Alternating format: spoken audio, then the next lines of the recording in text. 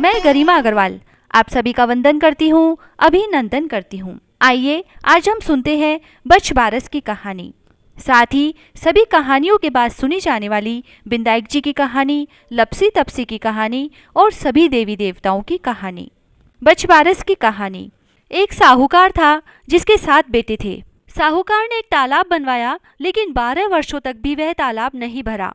साहूकार ने कुछ विद्वान पंडितों से पूछा कि इतने दिन हो गए लेकिन मेरा तालाब क्यों नहीं भरता है। तब पंडितों ने कहा कि तुम्हें तुम्हारे बड़े बेटे या तुम्हारे बड़े पोते की बलि देनी होगी, तभी यह तालाब भरेगा। साहूकार ने पंडित की बात मानकर अपनी बड़ी बहू को पीहर भेज दिया। साहूकार की बहू हमेशा बछवारस का व्रत कर बछवारस की कहानी सुनती थी। बड़ी बहू के पीहर जाने के बाद साहूकार ने बड़े पोते की बलि चढ़ा दी। तब घनघोर मेघ बरसने लगे और तालाब भर गया। बछवारस का दिन आया तो साहूकार तालाब की पूजा करने अपने परिवार के साथ वहां जा रहा था। गांव के सभी लोग भी वहां पूजा करने जा रहे थे। जाते समय साहूकार ने अपनी दासी से कहा कि गेहूंला धानुला बना लेना। साहूकार की गाय के बच्चे का नाम भी गेहूंला धानुला था। तब उस दासी ने गाय के बच्चे को गेहूंला धानुला समझकर पका दिया। साहूकार व साहूकारनी गाजे बाजे के साथ अपने बेटे और बहू के साथ तालाब को पूजने लगे। वहीं पर बड़ी बहू भी पूजा करने के लिए आ गई। गांव के सभी लोग भी वहीं पूजा कर रहे थे। उसी वक्त जिस पोते की बलि दी गई थी वह कीचड़ में लिपटा हुआ आकर कहने लगा कि मैं भी तालाब में कूदूंगा। उस बच्चे को देखकर साहूकार ने कहा कि मैंने तो इसकी बलि दी थी जिससे तालाब भरा था, लेकिन गाय माता ने मेरी लाज रख ली और हमें हमारा पोता वापस लौटा दिया। बड़ी बहू भी सारी बात जानकर और अपने बेटे को देखकर बहुत खुश हुई। तब साहूकार दौड़ा दौड़ा घर वापस आया और अपनी दासी से कहा कि गाय का बच्चा कहाँ है। तब दासी बोली कि आपने गेहूंला धानुला पकाने के लिए कहा था, इसीलिए मैंने उसे पका दिया। यह सुनते ही साहूकार क्रोध से तिलमिला उठा और अपनी दासी से कहने लगा, अरे पापिनी, तूने यह क्या अनर्थ कर दिया। एक पाप तो उतार कर आए हैं, उससे पहले ही तूने दूसरा पाप हमारे लगा दिया। और साहूकार सिर पकड़कर बैठ गया। साहूकारनी सोचने लगे कि अब गाय आएगी तो उसको क्या जवाब देंगे। साहूकार ने एक खड्डा खोदकर गाय के बच्चे को उसमें दबा दिया। जब शाम को जंगल से गाय आई तो अपने बच्चे को वहां नहीं देखकर रंभाने लगी और खड्डे को खोदने लगी। जब गाय ने खड्डा खोदा तो उसमें से गाय का बछड़ा निकला। जब साहूकार को पता चला तो वह भी बछड़े को देखने के लिए गया। तब उसने देखा कि बछड़ा तो गाय का दूध पीने में व्यस्त था। तब साहूकार ने पूरे गांव में ढिंडोरा पिटवा दिया कि सभी स्त्रियों को बछवारस का व्रत करना चाहिए। हे बछवारस माता, जैसे साहूकार की बहू को दिया वैसे हम सबको देना। बछवारस की कहानी सुनने वाले को, बछवारस की कहानी कहने वाले को और सभी को देना। बछवारस की दूसरी कहानी। एक बार एक गांव में भीषण अकाल पड़ा। वहां के साहूकार ने गांव में एक बड़ा तालाब बनवाया, परंतु उसमें पानी नहीं आया। साहूकार ने पंडितों से उपाय पूछा। पंडितों ने बताया कि तुम्हारे जो 2 पोते हैं उनमें से किसी एक की बलि दे दो तो पानी आ सकता है। साहूकार ने सोचा कुछ भी हो जाए, गांव की भलाई के लिए सब कुछ करना चाहिए। कुछ सोचकर साहूकार ने बहाना करके बहू को उसके पीहर भेज दिया। उसके साथ एक पोते को भी भेज दिया जिसका नाम हंसराज था। एक पोते को अपने पास रख लिया जिसका नाम बछराज था। कड़े मन से गांव की भलाई के लिए बछराज की बलि दे दी गई और तालाब में पानी भी आ गया। साहूकार ने तालाब पर एक बड़े यज्ञ का आयोजन किया, लेकिन झिझक के कारण बहू को बुलावा नहीं भेज पाए। बहू के भाई ने कहा, तेरे यहाँ इतना बड़ा उत्सव है, तुझे क्यों नहीं बुलाया? मुझे तो बुलाया है, मैं जा रहा हूँ। बहू बोली, बहुत से काम होते हैं इसीलिए भूल गए होंगे। अपने घर जाने में कैसी शर्म, चलो मैं भी चलती हूँ। घर पहुंची तो सास ससुर डरने लगे कि बहू को क्या जवाब देंगे। फिर भी सास बोली, बहू चलो बछवारस की पूजा करने तालाब पर चले। दोनों ने जाकर पूजा की। वहां सास ने कहा, बहू तालाब के किनार को खंडित कर दो। बहू बोली, मेरे तो हंसराज और बछराज हैं, फिर मुझसे किनार खंडित करने के लिए क्यों कह रहे हो? सास बोली, जैसा मैंने कहा है वैसा ही करो। बहू ने सास की बात मानते हुए किनार खंडित की और बोली, आओ मेरे हंसराज बछराज लड्डू उठाओ। सास मन ही मन भगवान से प्रार्थना करने लगी, हे बछवारस माता, मेरी लाज रखना। भगवान की कृपा हुई। तालाब की मिट्टी में लिपटा हुआ बछराज और हंसराज दोनों दौड़ते हुए वहां आ गए। बहू पूछने लगी कि सासू जी ये सब क्या है, यह मिट्टी में क्यों लिपटा हुआ है? सास ने बहू को सारी बात बताई और कहा, भगवान ने मेरा सत रखा है, आज भगवान की कृपा से सब कुशल मंगल है। हे बछवारस माता, जैसे सास का सत रखा वैसे सबका रखना। कहता न सुनता न हुकारा भरता ने सारे परिवार का रखना। खोटी की खरी अधूरी की पूरी। बिंदायक जी की कहानी। एक बार गणेश जी एक लड़के का वेश धरकर नगर में घूमने निकले। उन्होंने अपने साथ में चुटकी भर चावल और चुल्लू भर दूध ले लिया।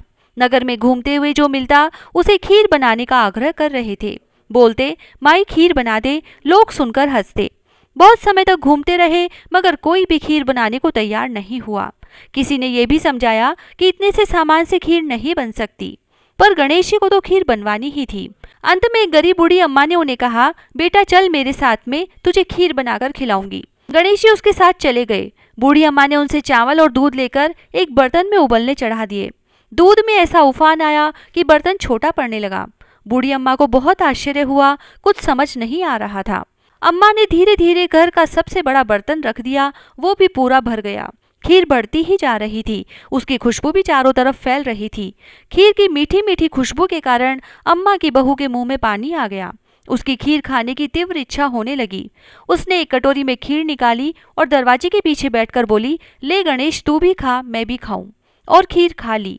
बूढ़ी अम्मा ने बाहर बैठे गणेश जी को आवाज लगाई, बेटा तेरी खीर तैयार है, आकर खा ले। गणेश जी बोले, अम्मा तेरी बहू ने भोग लगा दिया, मेरा तो पेट भर गया, खीर तू गांव वालों को खिला दे। बूढ़ी अम्मा गांव वालों को निमंत्रण देने गई तो सब हंसने लगे। अम्मा के पास खुद तो खाने के लिए कुछ है नहीं, पता नहीं गांव को कैसे खिलाएगी, पर फिर भी सब आए। बूढ़ी अम्मा ने सबको पेट भर खीर खिलाई। ऐसी स्वादिष्ट खीर उन्होंने आज तक नहीं खाई थी। सभी ने तृप्त होकर खीर खाई, लेकिन फिर भी खीर खत्म ही नहीं हुई, भंडार भरा ही रहा। हे गणेश जी महाराज, जैसे खीर का भगोना भरा रहा वैसे ही हमारे घर के भंडार भी सदा भरे रखना। बोलो गणेश जी महाराज की जय। लपसी तपसी की कहानी। एक लपसी था, एक तपसी था।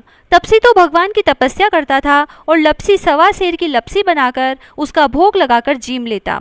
एक दिन दोनों लड़ने लगे। लपसी बोला, मैं बड़ा, तपसी बोला, मैं बड़ा।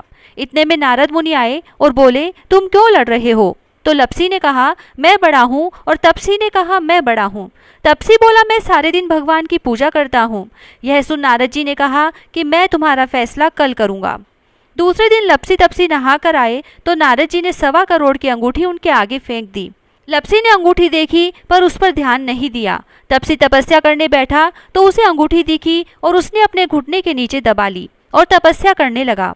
और लपसी लापसी बनाकर उसका भगवान के भोग लगाकर जीमने बैठ गया। इतने में नारद जी आए, तब दोनों से पूछा कि कौन बड़ा है। फिर तपसी ने कहा, मैं बड़ा हूँ। नारद जी बोले कि तुम्हारा घुटना उठाओ, तो उसके नीचे 1.25 करोड़ की अंगूठी निकली। तब नारद जी बोले, यह अंगूठी तूने चुराई है तो तुझे तेरी तपस्या का फल नहीं मिलेगा। तब तपसी बोला, हे नारद मुनि, मेरी तपस्या का दोष कैसे दूर होगा? नारद जी ने कहा, रोटी बनाकर बाटियां नहीं बनाया तो फल तुझे होगा, ब्राह्मण जिमाकर दक्षिणा नहीं दी तो फल तुझे होगा, साड़ी दे के ब्लाउज नहीं दिया तो फल तुझे होगा, दिया से दिया जलाया तो फल तुझे मिलेगा। सब व्रत त्योहार की कहानी सुनने के बाद तेरी कहानी नहीं सुनी तो फल तुझे होगा। तभी से सभी व्रत त्योहार की कहानियों के बाद लपसी तपसी की कहानी सुनी जाती है। कहानी सुनने के बाद ऐसे कहें, लपसी को फल लपसी ने हो जो, तपसी को फल तपसी ने हो जो, महा की कथा कहानी को फल महाने हो जो। 7 कहानी।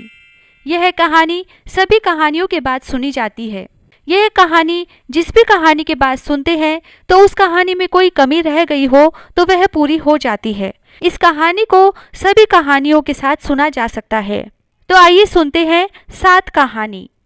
7 कहानी मैं कहूँ, ईसन की, बीसन की, पाल की, पथवारी की, लपसी की, तपसी की, गजानन गणेश की, चांद की, सूरज की, गाय की, बाछिया की, चरणामत भगवान की, तिलक भगवान की, आकाशा दिया की, धर्मराज जी की, राम लक्ष्मण की, तुलसा की, पीपल की, केला की, कदम की, आंवला भगवान की, बड़ भगवान की, कल्प वृक्ष भगवान की, आशा भगवती की, गिरिराज भगवान की, मोर मुकुट बंशी वाले की, शंकर पार्वती की, बजरंग बली की, 33 कोटि देवी देवताओं की, 68 तीर्थों की, 68 संतों की, 8 वारों की, भूला चूक्या की, आज सोमवार, मंगलवार, बुधवार, गुरुवार, शुक्रवार, शनिवार और रविवार 8 वारों की कहानी सुने।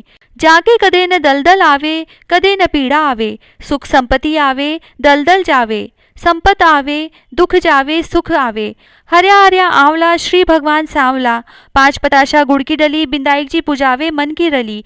उठो भाई राम करो भाई काम, काम करया कल्याण होसी। माँ की कथा कहानी को फल माने होसी। अधूरी हो तो पूरी कर जो, पूरी हो तो परवान चढ़ा जो। ये आशा भगवती माता जैसो पार्वती जी ने सुहाग दियो विसो माने भी दीजो। कहता ने सुनता ने हुकारा भरता ने अपने सारे परिवार की रक्षा कर जो। हर मनोकामना पूरी कर जो, अखंड सौभाग्य दीजो। जय श्री राधे।